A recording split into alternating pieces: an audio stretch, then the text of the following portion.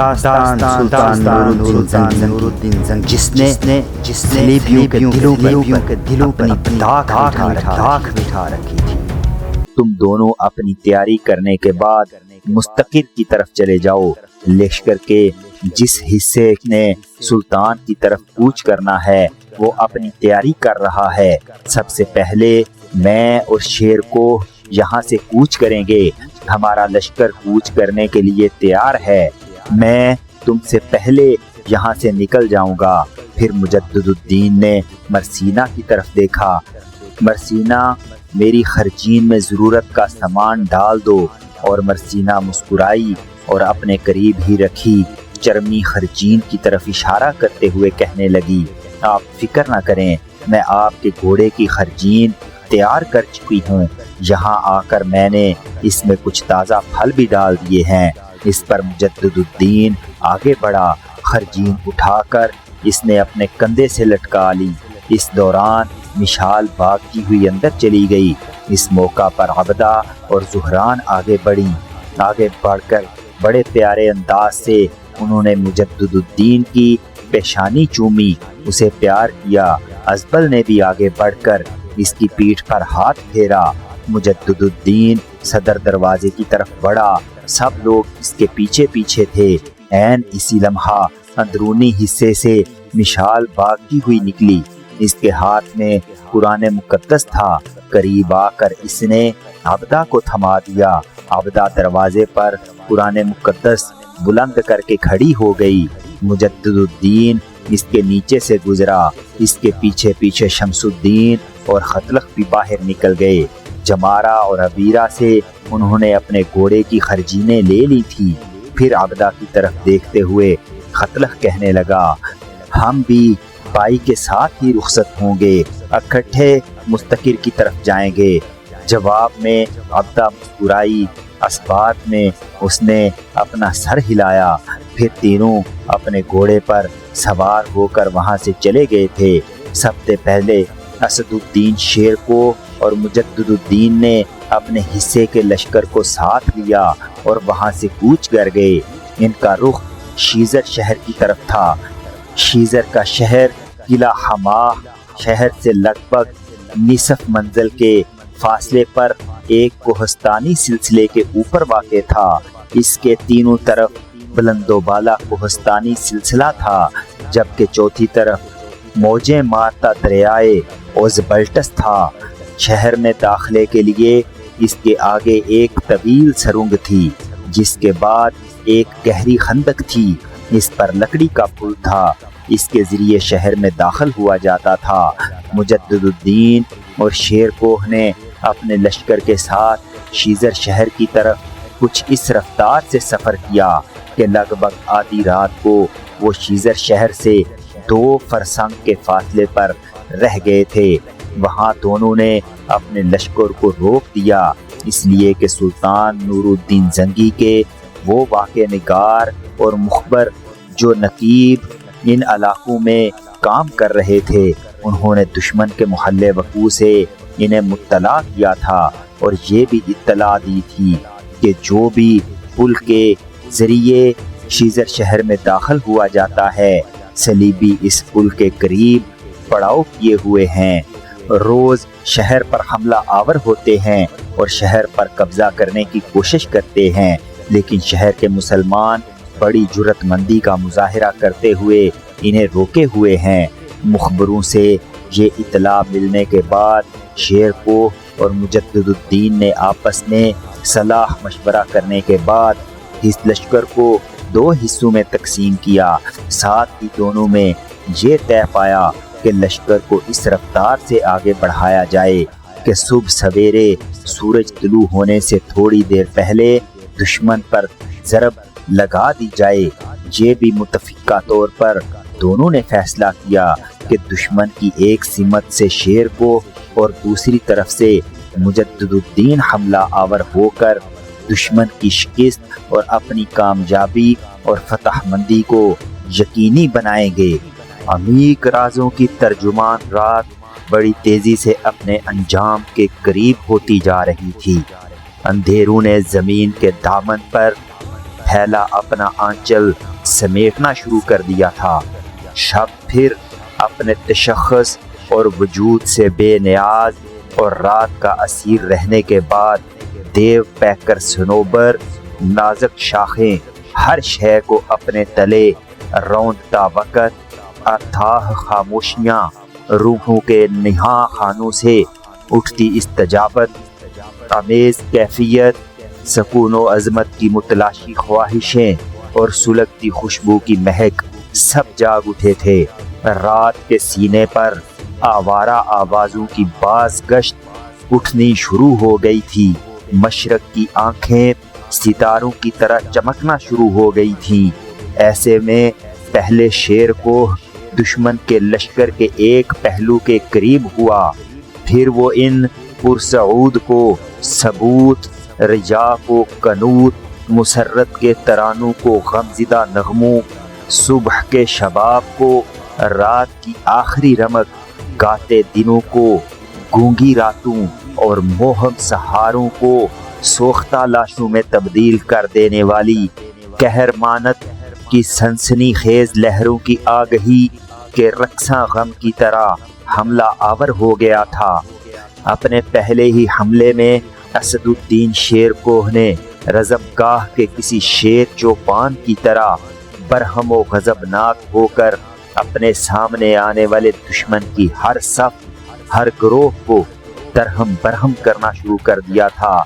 دشمن کے اس پہلو کی حالت شیر کوہ نے بڑی تیزی سے جرم تمنا کی پاداش، بدبختی کی باری تہوں، ٹوٹتی ہوئی صداؤں اور کرچی کرچی باز گشت سے بھی کہیں زیادہ ہولناک بنانا شروع کر دی تھی، جبکہ دوسری طرف مجدد الدین بھی اپنے حصے کے لشکر کے ساتھ اپنے کام کی ابتدا کر چکا تھا، اور وہ ان صلیبیوں پر دست امکان کو بکو، کریا با کریا، جو بجو، قضا کے اندھے کنویں اور ہجر کے لمحوں کا عذاب کھڑے کر دینے والی عداوتوں کی گھاتوں، زمین کی ساری تہوں تک کو کھنگالنے والے موت کے گہرے سمندر، آتش فشاں طوفانوں اور ہر شے کی منشور سے گزر جانے والی شعاؤں کی طرح ٹوٹ پڑا تھا۔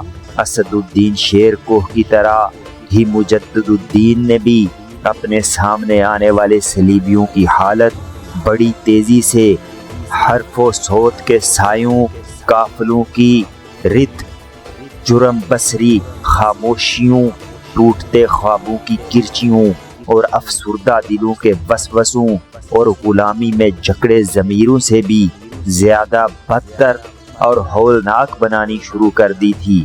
اب صورتحال یہ تھی کہ شیزر شہر سے باہر ایک طرف سے شیر کوہ ان پر کیف اڑاتی موجوں اور آگ کی طرح جوش مارتے ولولوں کی طرح ضرب لگا رہا تھا، دوسری طرف مجدد الدین ابن دایا مرگوں والے لاوے اور بصیرت کی بیداری کی طرح بڑی تیزی سے ان کی تعداد کم کرتا چلا جا رہا تھا، یہاں تک کہ بڑی تیزی سے صلیبیوں کو پورے لشکر کی حالت جڑ کئی بیلوں، بے سحر آفاق اور اجڑے درو بام سے بھی زیادہ بری ہونا شروع ہو گئی تھی۔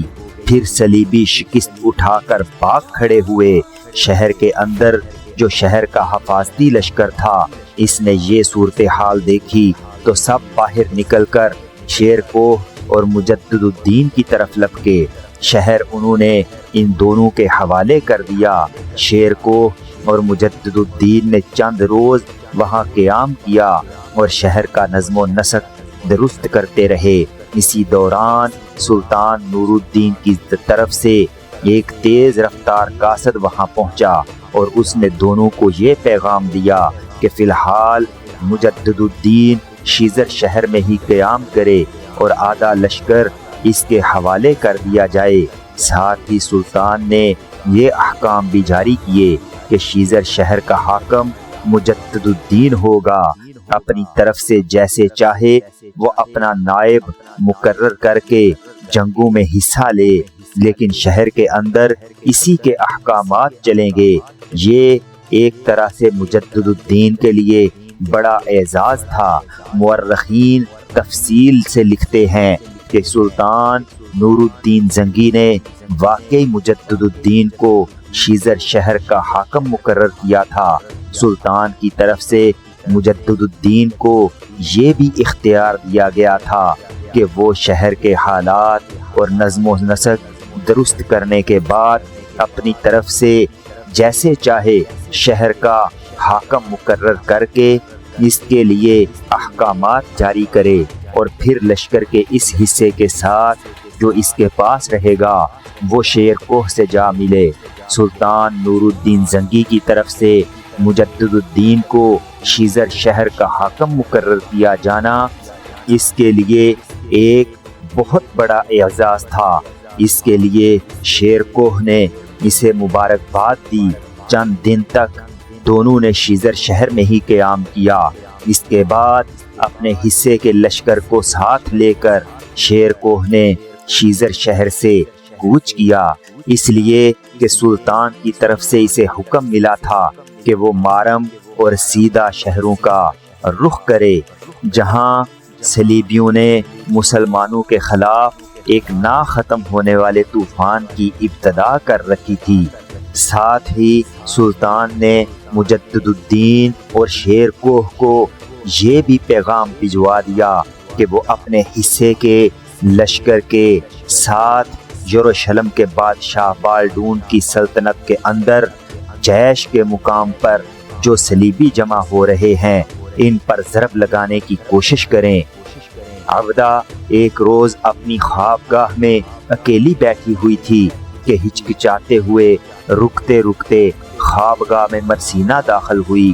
عبدہ نے بڑے غور سے اس کی طرف دیکھا، پھر مسکرائی اور کہنے لگی، مرسینہ بیٹی، آج تمہاری چال میں لڑکھڑاہٹ کیوں ہے؟ تم ہچکچاتے ہوئے آگے بڑھ رہی ہو، ضرور کوئی حادثہ پیش آیا ہے۔